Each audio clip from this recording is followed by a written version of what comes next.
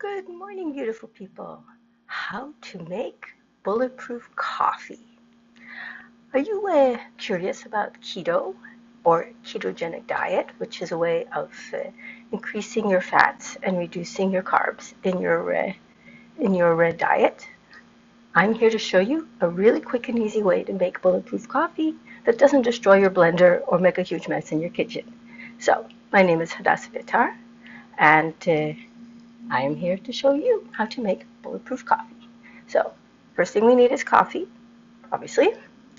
Now, the thing that makes it bulletproof is that we're going to add some oil to it. So here I have some melted ghee, which is clarified butter, and brain octane oil, which is a medium chain triglyceride oil from Bulletproof. Love these guys.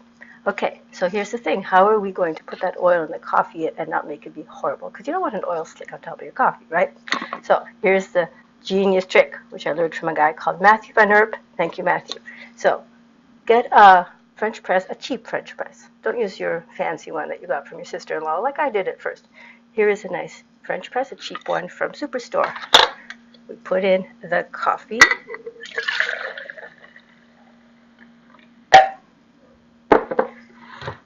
And we put in the oil. Now, it doesn't look very appetizing, does it? You do not want to drink this. But here's where the beauty of chemistry comes in. Okay, let's put the top on the cafetiere and let's do some vigorous action here. Rum, rum, rum, rum. Looking nice. It looks almost like a latte. Do it vigorously enough, you get lots of air in there, you get a lot of foam.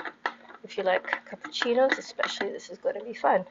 Okay, so now we have something that looks a lot more appetizing. It's got foam on top. It's like a latte.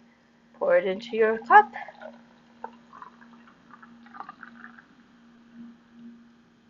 Show you what it looks like. And enjoy. Have a great day. Bye.